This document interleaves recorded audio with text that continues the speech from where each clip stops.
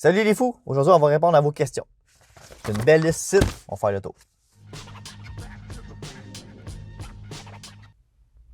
Vas-tu laisser Josiane conduire ton L-Sol?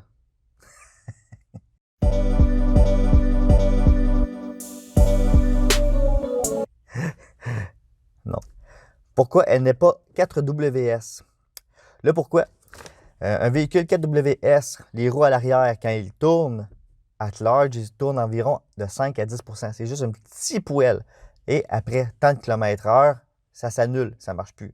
Donc, ça a été très compliqué pour rien. Mais ça aurait été faisable. Comment j'aurais pu faire ça?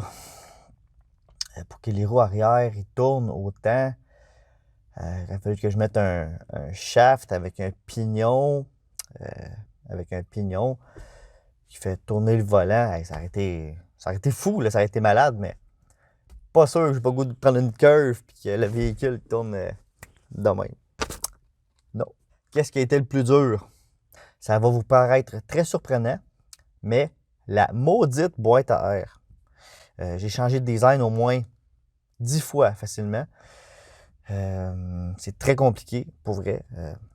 Parce qu'il a fallu que je change de design une bonne dizaine de fois, que je change d'idée. Et c'était tellement très difficile à faire. Les jeux n'étaient pas là beaucoup.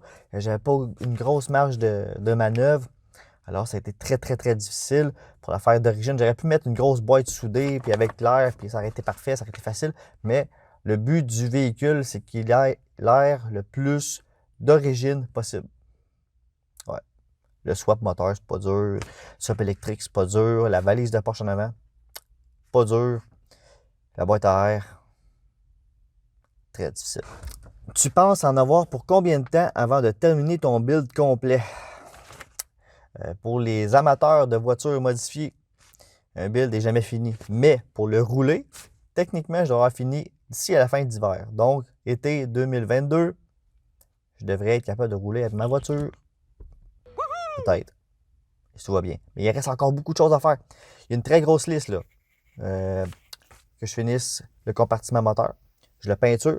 Les ceintures, il faut que je les fasse. Parce que les ceintures, là, ils ne tiennent dans rien. Les trappes à air pour ventiler le compartiment moteur. Les problèmes électriques. Je n'ai pas encore parti le char. Donc, il va peut-être avoir des problèmes. Les imprévus et les erreurs. Parce que j'ai beau être quand même bon et à mon affaire, il peut arriver des erreurs, il peut arriver des oublis. Ça, c'est aussi à prendre en considération. Donc, qu'est-ce que tu as le plus aimé faire et le moins aimé faire?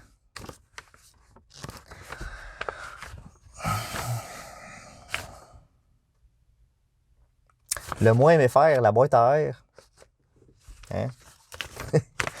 Je dirais que de mettre le moteur dans la valise, ça a été très long. Donc, ça a été quelque chose qui s'est étiré longtemps. C'est quelque chose que j'ai trouvé pénible un peu à faire. Le sectionnement de la valise de Porsche, ça a été aussi très long à faire. Ça a été compliqué, mais ça n'a pas été très compliqué. Mais pour le faire paraître bien, ça a été compliqué.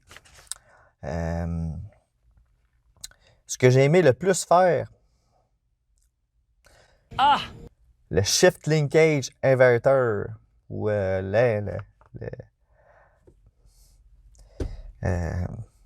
d'inverser le Shift Linkage. C'est ce que j'ai aimé le plus faire parce que j'ai vraiment créé une pièce de A à Z. Ça a été super. J'ai bien aimé ça. D'après moi, je pense que c'est ce que je me suis le plus amusé. Aussi, la trappe à air. Ça paraît niaiseux. Quand c'était fini, j'étais content. Le build au complet, j'adore ça. J'adore créer. Ça paraît niaiseux. Je préfère quasiment construire mes véhicules que de les exposer. Je suis un constructeur. Donc, tu y as pensé avant de te lancer dans le projet et quand tu as décidé de le faire, est-ce que tout était planifié ou tu as improvisé? Bonne question. Ça va faire à peu près 5 ans que je planifie mon projet. Avant, c'était supposé être un prélude que je mettais mid-engine. J'avais déjà pensé comment faire le système de valise parce que je voulais que la valise s'ouvre à l'arrière au complet comme un Integra. Ensuite, on a eu un Del-Sol à la job. C'était impromptu. C'était par surprise. Le Del-Sol était quand même assez bien. J'ai fait passer une inspection.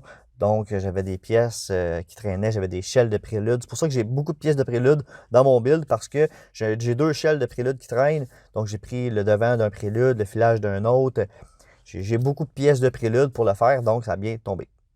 Mais c'était planifié, puis quand j'ai eu le Del Sol, ça a fait go. Je suis curieux de savoir le temps investi. Moi aussi.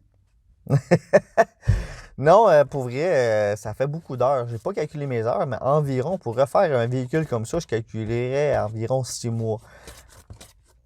Donc, 500 heures peut-être. OK. Environ. Je calcule le build au complet va être environ 1000 à 1500 heures. Facile. What the fuck? C'est beaucoup d'heures. Mais ce qui prend le plus de temps, c'est pas de construire le véhicule. Ce qui prend le temps, c'est de penser, de planifier, de se tromper, de recommencer. Souvent, quand tu fais un côté, ça te prend 3 heures. Quand tu fais l'autre côté, de l'autre bord, ça va te prendre une demi-heure. C'est niaiseux. Donc, refaire le build me prendrait beaucoup moins de temps aujourd'hui parce que je sais où je m'en vais. Mais, comment je pourrais dire, c'est très, très compliqué de réfléchir à faire ce qu'on fait avant. Comme on dit, mesure 3 fois, coupe une fois. Oh, la question qui tue. Est-ce que Hector de Fast and Furious t'a acheté un moteur Spoon et un turbo T66 avec du NOS et un système d'exhaust Motec? When do you need this stuff by? Tomorrow, today, now. Non, mais j'ai un exhaust de Mazda CX-5. Puis, c'est écrit Racing sur mon bumper. Vas-tu installer des pièces de carbone de ton élève Josiane Warnock sur ton L-Sol? Hashtag encourager le local. La réponse est peut-être. J'aimerais ça que le véhicule ait de l'air vraiment d'origine, mais c'est ce que je fais. Si je continue à le modifier, oui, parce que Josiane a travaillé très bien. Puis on va l'encourager, tu sais. Elle fait des beaux shifters aussi. Check ça. Panda, panda, panda, panda. I got broads in Atlanta, just to lean in the family. Credit cards in the scammers, hitting the licks in the van. Legacies, family, wait and see, look like a panda. Going out like a Montana, honey killers on the helmets. Oh, belle question. Est-ce que les gros chefs bandits peuvent conduire ta Del Sol? La réponse est non. Pourquoi cette auto est aussi spéciale pour toi et à quel point de tout faire ça? En tant que tel, je vais être honnête avec vous autres, ce véhicule-là, j'en ai rien à cirer. Je l'ai fait seulement pour m'amuser. Construire un véhicule de A à Z. Ça a toujours été un défi personnel, ça a toujours été un vouloir de le faire. Techniquement, je l'ai fait pour le plaisir de le faire. Donc, le Del Sol, c'était la meilleure base possible. C'était la meilleure plateforme que Honda aurait dû faire mid-engine. Donc, j'ai pris l'opportunité qui s'est présentée. Et voilà. Question technique. Est-ce que la répartition du poids de transfert, le moteur de en avant à l'arrière risque d'affecter la conduite? La réponse est que je ne le sais pas. Really? Déjà qu'un Del Sol, c'est pas mal tape-cul. Et une MR2 aussi, parce qu'une MR2, c'est le moteur en arrière, pour ceux qui ne savaient pas. Ça va sûrement se conduire comme un gros tas de feuilles mortes. Donc, surprise, on ne le sait pas. Fait que si ça se conduit mal, on le met dans les vidanges, puis on recommence. Réellement, tu vises quoi comme objectif au final? C'est plus daily ou show ou track? Mon objectif, c'est que M. Honda, il descend de son nuage, il regarde ma voiture, il fait comme « Ah! C'est direct de même qu'on aurait dû la construire, c'est de même qu'on aurait dû la faire.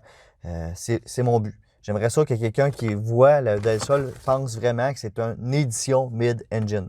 C'est comme ça qu'elle aurait dû être faite. Je mets mon énergie à ce que ça a l'air le plus un look d'origine possible. Ça paraît niaiseux. C'est très, très simple de foutre un moteur dans une valise, là. Ça a été fait une bonne trentaine de fois. Je pense que je connais une quinzaine de personnes qui ont mis des Del Sol mid-engine. Avec n'importe quoi, avec des moteurs, deux V6. Ce qui est difficile, c'est de le faire comme si ça aurait été conçu comme ça.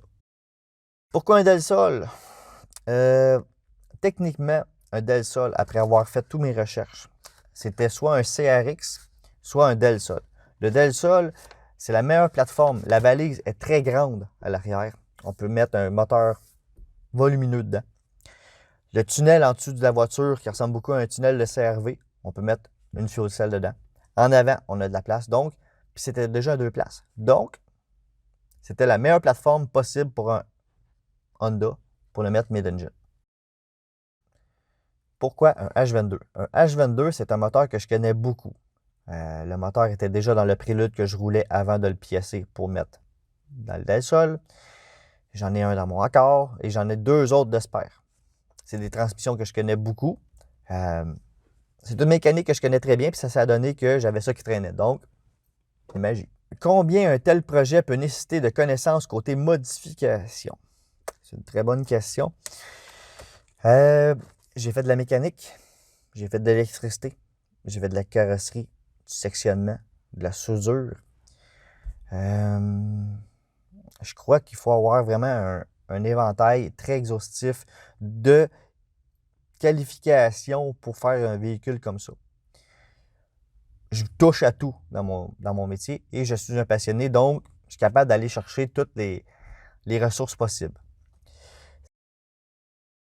Si tu avais changé quelque chose ou faire différent, ça serait quoi? Bonne question. J'aurais pas mis un devant de Civic sur le Del-Sol. Le pourquoi? Comme que je le dis, j'aurais aimé ça que le véhicule ait de l'air d'origine. Je trouve ça super beau, un devant de Civic sur un Del-Sol, mais c'est pas optimal. Quel budget devrait être prévu pour ce type de build? Budget. Pour l'instant, le build me coûte environ, je pourrais dire 5 000 $ en tout et partout. Quelqu'un qui voudrait faire le même genre de build, je ne le conseille pas parce que s'il touche à rien, à, mettons, 65$ de l'heure, 70$ de l'heure, ça va coûter énormément cher. J'ai déjà 500 heures d'investi dans le build. Je ne payerais pas ça. Puis je ne conseillerais pas à personne de payer ça. Donc, mon budget total que je vise en tout et partout pour le build, c'est 10 000 $ de A à Z. Mais, quand on fait un build comme ça, on va chercher des commanditaires ou les commanditaires viennent nous voir pour alléger la facture. Comme Dynamique Autoson.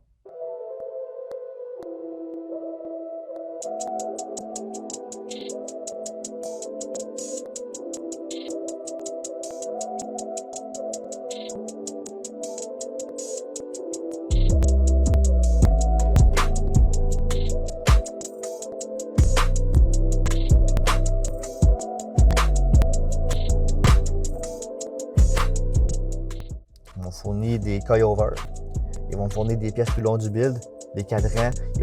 Les gros magasins comme Dynamics, ce qu'ils font, c'est qu'ils vont parler à des différentes compagnies de pièces. Ils vont dire, lui, on pourrait le commanditer. Lui, on pourrait le commanditer. Fait que c'est ça. On a passé à travers de toutes les questions. Si vous avez d'autres questions, lâchez-les en commentaire. Lâchez un pouce. Pas celui d'en bas. Abonnez-vous. En bas, là, le petit piton rouge qui flash là, avec la cloche. Pèse dessus. Puis on se retrouve pour la prochaine vidéo. Hey yo, qu'est-ce que t'as, B-boy? T'as donc ben la nerveuse. Tu le retour du chief. Quand si anxieux, quand je grab le mic, je vois la peur de tes yeux. Mais relaxe un tout petit peu, t'es en train de perdre tes cheveux.